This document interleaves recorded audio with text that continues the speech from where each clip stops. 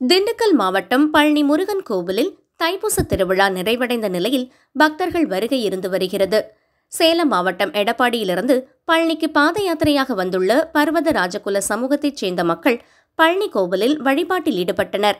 மலை கோவிலுக்கு செல்லும் படிப்பாதையில் கோலம் வரைந்து தேங்காய், பழம், பொங்கல் வைத்து முருகனை போற்றி பாடல்களை பாடி படிப்பூஜை செய்து வழிபட்டனர்.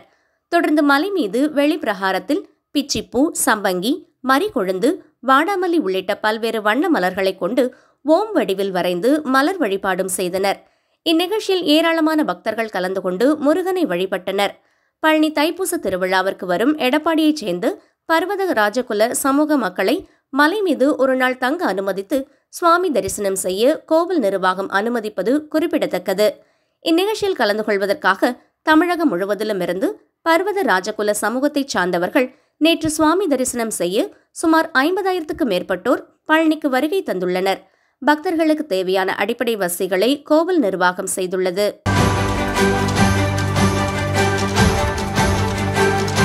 நூற்றி 8 திவ்ய தேசங்களில் தென் தமிழகத்தில் தூத்துக்குடி மாவட்டம் வற்றாத ஜீவநதியான தாமிரபரணியின் கரையோரம் நவ திருப்பதி திருக்கோவில்கள் அமைந்துள்ளன. அதில் நவ திருப்பதிகளில் 9வது திருப்பதியாக ஆழ்வார் திருநகரி ஆதிநாதர் ஆழ்வார் திருக்கோவில் அமைந்துள்ளது. இங்கு சுவாமி நம்மாழ்வார் திருவதாரம் செய்தார். தாமிரபரணி நதி தீர்த்தமெடுத்து காய்ச்சும் என நம்மாழ்வாரிடமிருந்து உத்தரவு பெற்று மதுரகவி ஆழ்வாரால் சுவாமி நம்மாழ்வாரின் திவ்ய மங்கள விக்கிரகம் கிடைத்து மாசி மாதம் விசாக நட்சத்திர நன்னாளை போற்றும் வகையில் மாசி பிரம்மோற்சவ திருவிழா சுவாமி நம்மாழ்வாருக்கு ஆண்டுதோறும் பக்தர்களால் வெகு சிறப்பாக கொண்டாடப்பட்டு வருகிறது. இந்த ஆண்டு திருவிழா கடந்த 9ஆம் தேதி கொடியேற்றத்துடன் துவங்கியது. திருவிழா நாட்களில் தினமும் பல்வேறு வாகனங்களில் சுவாமி நம்மாழ்வார் திருவீதி உலா நடைபெற்றது. தெப்ப திருவிழா இங்கு 2 தினங்கள் நடைபெறுகின்றது. நேற்று பெருமாள் தாயார் தெப்பம் நடைபெற்ற நிலையில் இன்று ஆழ்வார் ஆச்சாரியார்கள் தெப்போற்சவம் நடைபெற்றது. நம்மாழ்வார் ராஜ அலங்காரத்தில் கோவிலிலிருந்து வீதி உலா கண்டருளி தெப்பத்திற்கு எழுந்தருளினார். உடன் ஆச்சாரியார்களான எம்பெருமானார் ராமானுஜர், கூரத்தாழ்வார், பிள்ளை லோகாச்சாரியார் மற்றும் தேசிகர் ஆகியோரும் தெப்பத்தில் சுவாமி நம்மாழ்வார் இருபுறமும் எழுந்தருளினர். முதல் சுற்று முடிந்ததும் இரட்டை திருப்பதி தேவர்பிரான் கோவில் பிரசாதம், அரையர் மங்களாசாசனம் செய்ய சுவாமி நம்மாழ்வாருக்கு மாலை பரிவட்டம், அபயஹஸ்தம் ஆகியவை அணிவிக்கப்பட்டது. தெப்பம் 5 சுற்றுகள் வலம் வந்தது. ஆழ்வார் ஆச்சாரியார்கள் தெப்ப திருவிழாவில் ஆழ்வார் திருநகரி எம்பெருமானார் GS சுவாமிகள், அரையர் ஆச்சாரிய புருஷர்கள், பக்தர்கள் தெப்ப திருவிழாவினை கண்டு வணங்கினர். திருவிழாவின் நிறைவாக 12ஆம் திருநாள் சுவாமி நம்மாழ்வாருக்கு மாசி தீர்த்தவாரி நாளை தாமிரபரணி நதியில் நடைபெறும். விழா ஏற்பாடுகளை கோவில் செயல் அலுவலர் காரிமாறன், கலை காப்பகம் டிரஸ்ட் மற்றும் ஊர் மக்கள் ஏற்பாடு செய்திருந்தனர்.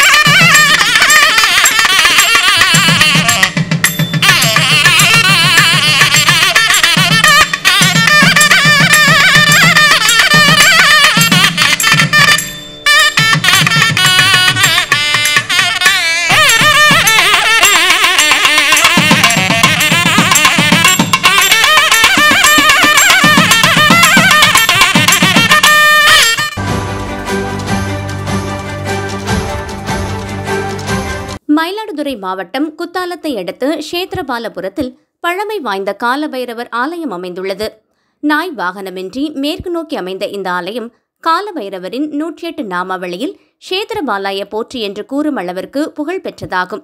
பைரவரின் சூலாயுதம் இந்த ஆலயத்தில் கிடைக்கப் பெற்றதால் ஆனந்த கால பைரவராக வீற்றிருப்பதாக புராணம் கூறுகின்றது.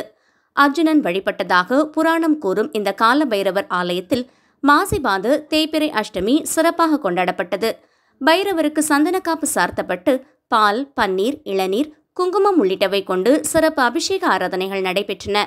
தொடர்ந்து திருமண தடை நீங்கவும், நினைத்த காரியம் கைகூடவும் தேங்காய், பூசணிக்காய், பாகற்காய் இவற்றில் தீபமிட்டு காலை முதலே ஏராளமான பக்தர்கள் ஆலயத்தை சுற்றி 11 சுற்றுகள் வலம் வந்து வழிபட்டனர்.